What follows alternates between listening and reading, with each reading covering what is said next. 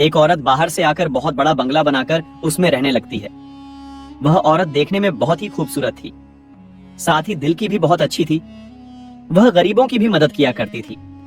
उसका नाम सरिता था, लेकिन लोगों ने उसका नाम परी रख दिया था। पड़ोस ही में चमन नाम का एक आदमी रहता था, जो बहुत ही गरीब था। उसके घर उसकी बेटी की शादी थी।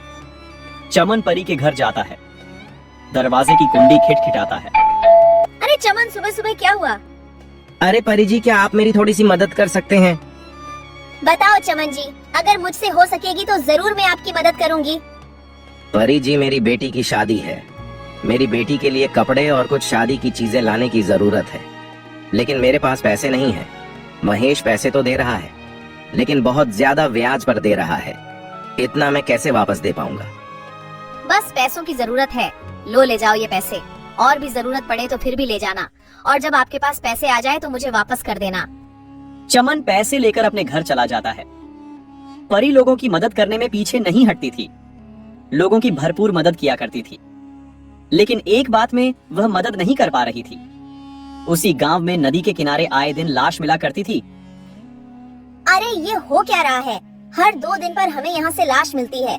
हमें इसका जल्दी पता लगाना होगा। सारे लोग जमा होते हैं। थोड़ी देर बाद सारे लोग चले जाते हैं। फिर अगली रात एक आदमी सड़क से गुजरता है। भैया, अरे भैया मेरी तरफ देखो तो। डर क्यों रहे हो? मुझे तो आपकी मदद चाहिए। इधर तो आइए। नहीं, हम किसी की मदद नहीं करते हैं। मुझे घर जाने दीजिए। अरे मुझे घर जाने दीजिए। वो आदमी चलने लगता है। एक बार तो मेरी तरफ देखिए, शायद आपका इरादा बदल जाए। नहीं, हमको नहीं देखना। हमको माफ कीजिए, मुझे जाने दो। मैंने कहा ना मेरी तरफ देखिए, समझ नहीं आता? जैसे ही वो देखता है, वो मर जाता है। हाँ हाँ हाँ हाँ, कब की रट लगा रहा था। अब तो तेरी लाश घर जाएगी। अगर एक बार मेरी तारीफ कर लेता तो मैं जिंदा छोड़ देती। उसके बाद चुड़ैल उसको नदी के किनारे डाल देती है। अगले दिन सुबह सुबह रीना रोती हुई आती है। सारे लोग जमा हो जाते हैं। क्या हुआ रीना, क्यों रो रही हो? मेरे पति महेश रात को घर नहीं आए। चलो हम उस नदी के पास जाकर देखते हैं। सारे लोग नदी के पास जाते हैं। साथ में परी भी आती है। अरे महेश को किसने मारा? मुझे तो लगता है कोई हमारे गांव को नुकसान करने के लिए ये सब कर रहा है, ताकि लोग गांव छोड़कर चले जाएं। जल्दी उसका पता लगाना होगा।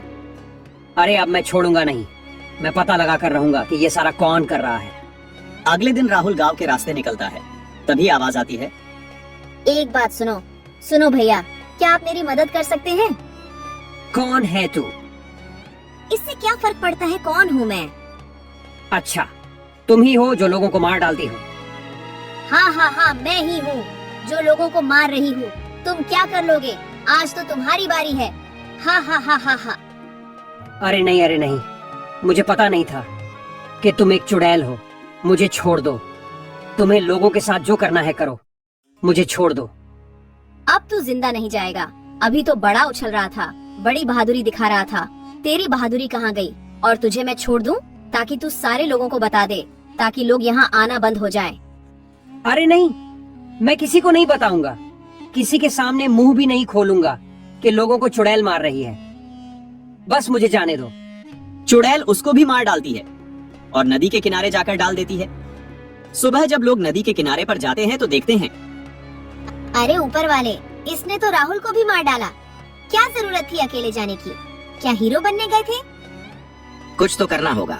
अगर रोज रोज इस तरह चलता रहा तो पूरा गांव खाली हो जाएगा।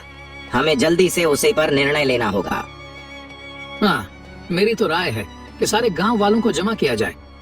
उसके बाद सारे गांव वालों को जमा किया जाता है। गांव के सरपंच और मुखिया और बड़े बड़े लोग जमा होते हैं। गांव का सरपंच खड़ा होता है और लोगों से कहता है, हर एक आदमी इस मामले में अपनी अपनी राय दे। हमें क्या करना होगा? सरपंच जी, मेरी राय है कि आज रात सारे लोग पूरे गांव में फैल जावे और नदी के पास भी कुछ लोग चले जाएं। लोगों को कौन मारता है सब पता चल जाएगा। लेकिन सारे लोगों को देखकर वह नहीं आएगा तो हमारा काम नहीं होगा।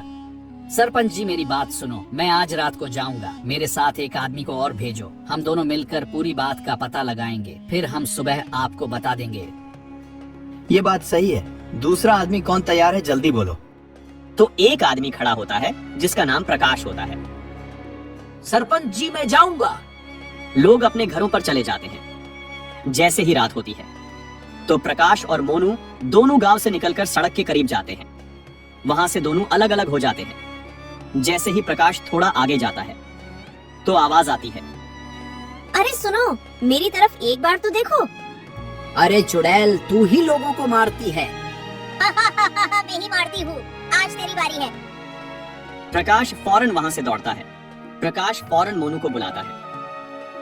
मोनू जल्दी मेरी तरफ आओ, यहाँ चुड़ैल रहती है। अरे प्रकाश, क्या हुआ? अरे भाई देखो उधर दूर, जो अभी औरत नजर आती है वही चुड़ैल बनकर आई थी। चलो उधर जाकर देखते हैं।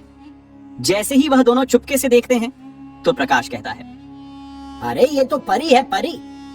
ये दोनों आदमी भागकर गांव आ जाते हैं। फिर वह दोनों अपने अपने घर चले जाते हैं। जैसे ही सुबह होती है वह दोनों सरपंच के पास जाते हैं। फिर सारी बात सरपंच को बताते हैं।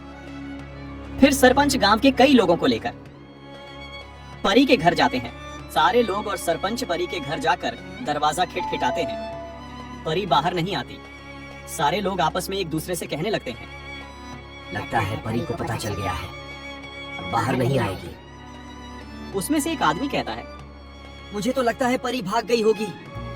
सारे लोग शोर करने लगते हैं, जिसकी आवाज सुनकर परी घर का दरवाजा खोलकर बाहर आती है। अरे सारे गांव वाले मेरे घर क्यों आए हो? क्या हुआ है? कोई जरूरत है क्या? नहीं नहीं, हमें ये खबर पहुंची है, आप ही रात को चुड़ैल बनकर लोगों को मारती हो। अरे ऐसा कौन कहता है कि मैं रात को चुड़ैल बनकर लोगों को मारती हूँ? सुनिए परी जी, कल रात मोनू और प्रकाश दोनों गांव के बाहर सड़क पर जा रहे थे। जब दोनों अलग हो गए तब प्रकाश के सामने चुड़ैल बनकर क्या कह रही थी। हाँ, मैं ही चुड़ैल थी, क्या कर लोगे? अरे परी, आप ऐसा रात में क्यों करती हो? उसकी क्या वजह है? सरपंच जी जरा सुनिए, जब मेरा पति चोरी करते हुए पकड़ा गया था उसी वक्त गांव वालों ने मिलकर उसको मार दिया था। उस वक्त मैं प्रेग्नेंट थी। मेरे पति के मर जाने के बाद मैंने आत्महत्या कर दी थी। तब से मेरी आरती चुड़ैल बंद कर भटक रही है। मैं किसी को नहीं छोड़ूंगी, सारे गांव वालों से बदला लेकर रहूंगी। तभी परी चुड़ैल बन जाती है। तभी सरपंच के पास दो आदमी आकर कहते हैं, सरपंच, हम तांत्रिक को लेकर आते हैं, वो चुड़ैल को अपने कब्जे में कर देगा। वो दोनों तांत्रिक के पास जाते हैं और तांत्रिक को सारी बात बताते हैं। तांत्रिक उन दोनों के साथ आता है। तांत्रिक चुड़ैल से कहता है, गांव वालों को परेशान करना बंद कर दे। नहीं, मैं गांव वालों से बदला लेकर रहूंगी। तभी तांत्रिक चुड़ैल को आग लगा देता है। चुड़ैल जल जाती है। सारे गांव वालों को चुड़ैल से छुटकारा मिल जाता है। सारे गांव वाले तांत्रिक का शुक्रिया अदा करते हैं। गांव वाले तांत्रिक को बहुत सारी चीजें गिफ्ट करते हैं। तांत्रिक उन चीजों को लेकर चला जाता है। फिर गांव वाले खुशी खुशी रहने लगते हैं। सरपंच मोनू और प्रकाश को कुछ पैसे दे देता है। उनकी हिम्मत की वजह से पूरे गांव वालों को छुटकारा मिलता है। दोस्तों, इस कहानी से हमें ये सीख मिलती है, कभी भी किसी पर आंख बंद करके भरोसा नहीं करना चाहिए।